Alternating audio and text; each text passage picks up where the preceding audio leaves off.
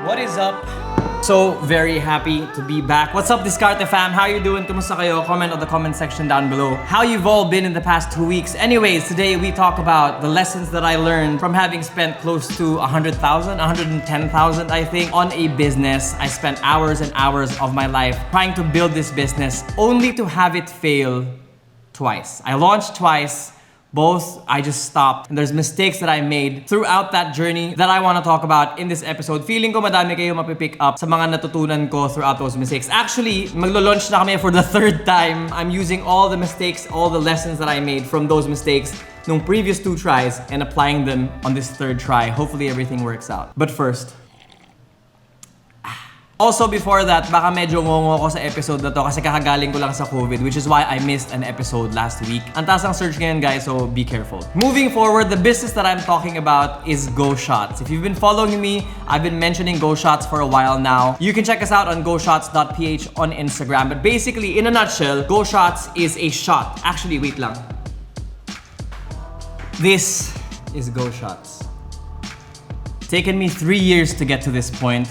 Well, almost 3 years. So this is literally a shot. You take it as a shot and it is cold-pressed fruits and vegetables. It is a healthy dose of nutrients or immune-boosting nutrients, which is why it's called Immune Boost, without the fluff. Meaning walang, walang sugar, walang excess sugar, walang excess ingredients that you don't need para lang lumaki siya. And so moving to the actual lesson, the first lesson that I learned was exactly what I said in the beginning. Sa negosyo, you are bound.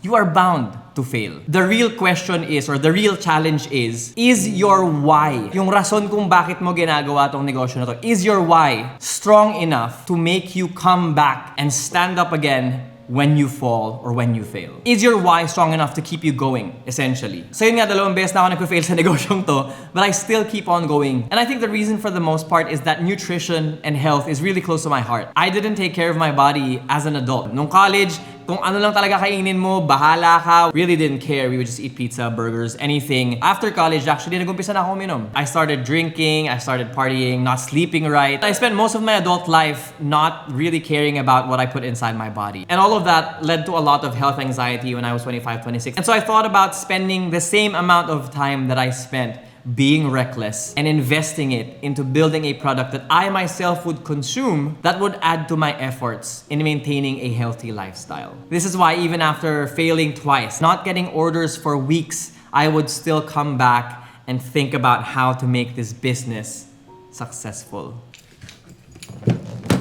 Papainitin ko lang yung car dahil 2 weeks ko na siya hindi ginagamit. Medyo nasa stock up yung kotse kapag hindi umaandar. So paandarin natin siya saglit. Medyo pawis lang ako, forgive me. But the second mistake that I made and the lesson that I got out of it is the fact that when you try to build a business alone, it is very easy to lose motivation, to lose the momentum when building a business. I think this happens to a lot of people. Business isn't glamorous really. It's very anti-climactic. Meron akong partner pero intense yung negosyo niya eh. So wala rin siyang panahon. Basically naging 50% na lang yung hatian namin. So 50% financially siya and then 50% sa akin financially as well. Tapos ako yung mag-e-effort for operations and actually building the business. And I did everything myself the same way that I've done it for the past 18 tries. And yun ang problema. Kasi nung nag-backtrack ako, sa 18 tries ko, 2 doon, technically may teams. There are other business ventures na tinubukan ko na may teams din naman pero medyo intensive yung work that needed to be done kaya hindi na rin talaga na-continue. And I would say around 60% of the other businesses, ako lang mag-isa. Operations, fulfillment, so on, ako lahat. Hence, hindi ko na-continue. Actually, yung 2 kong food businesses din, very okay siya. Ang ganda nung kita ko. Pero titigil ako at a specific period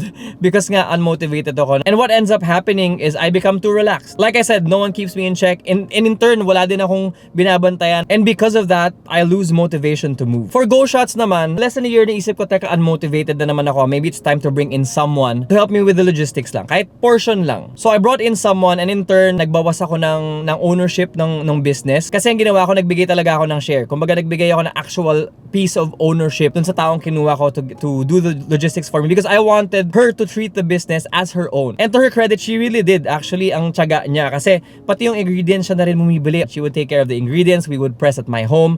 Si Papa gumagawa nun, tapos siya nag-aayos ng logistics, siya na rin nagde-deliver. Ang kaso, magaling kasing taong to, so kinuha ulit siya ng boss niya. Nag-resign siya, I think, for a while. Tapos ang nangyari, kinuha siya ng boss niya, in-offeran siya ng promotion, and then everything stopped again. Teka lang, balik na tayo sa kwarto ko dahil ang tagal na nakabukas ng makina.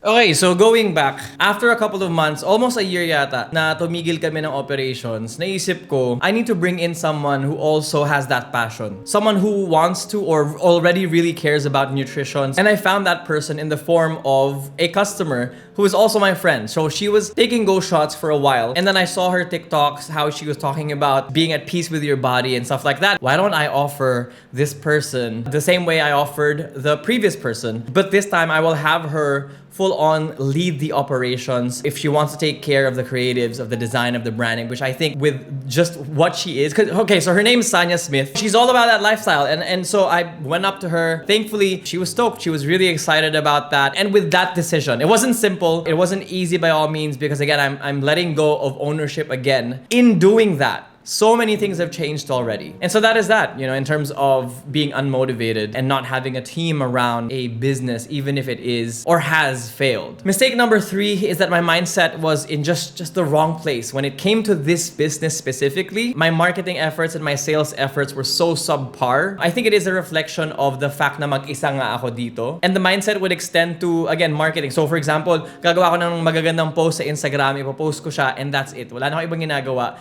When in fact, I know so many ways kung paano magbenta ng produkto online. It is my job. It's what I do for other people because that's what I do for a living. And I think the lesson to be learned there is just one simple thing, and I already knew that. I even talked about it in my previous episodes. And that is that motivation comes after the action, after executing. That I have to choose, that we have to choose to work on a project or work on a venture or work on a business and make it great before we feel great, before we feel the triumph, before we feel the win. Mistake number 4 is that I got overwhelmed very easily. Overwhelmed ako sa pagtitake ng orders, sa pag-organize ng orders, sa pag-organize ng deliveries. Ang dami kong mali. To the point na talagang hindi na ako nakakapag-accounting din. Hindi ko na alam kung magkano talaga yung kinikita ko. Hindi ko na monitor yung data ko, kung tama pa rin ba yung tinatarget kong market. Buti na lang ngayon meron akong 2 things that I've put in place para matulungan ako sa mga ganung bagay. And the first one is enstack. So it's an app.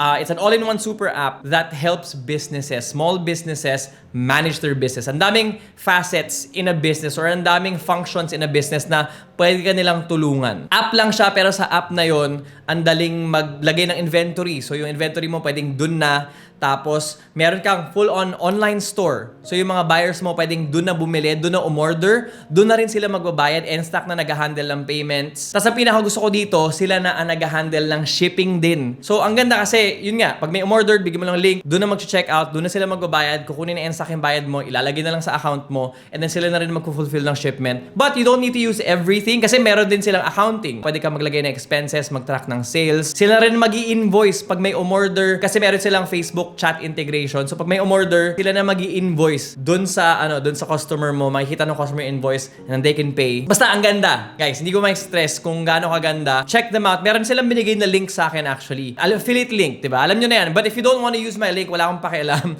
Ang importante, I think, is you try enstack kung gusto mong bumuo ng business or kung meron ka ng business tas nahihirapan kang gumawa ng mga bagay na 'yan. And the second thing that helps me is Sanya. So ang laking tulong talaga ni Sanya in giving a different perspective. Now that she's hopped on board. We've changed the entire branding. We've changed the entire way we communicate the brand. And then siya na rin nagma-market because that's her thing. She's really good at that. We've changed the logos. Actually, ito na yung iterations ng logos. Pakita ko sa inyo. This is what I started with, and then it became this, and then this, and now is, as you can see, napakalayo na ng nararating ng logo, which really does communicate the brand in a very specific way to a very specific market. Napaka-importante nito when it comes to marketing and sales. So yun guys, sobrang excited na ako to get things back up and running. Actually, madami pa akong mistakes. Ayoko lang gumawa na masyado mahabang video kasi alam ko mabobore kayo. Kinuha ko na lang talaga yung very important parts. I'm sure you guys also would want to share your mistakes. Pwede mo i-comment down below, pag-usapan natin. But those are the mistakes that I made and that I am using choosing to build Go Shots moving forward. So I hope this video gave you a lot of insight into what it takes to really build a business that you can do consistently, to build a business that you structure to succeed. Yung fact na kahit sobrang dami mong passion sa isang product, sa isang negosyo,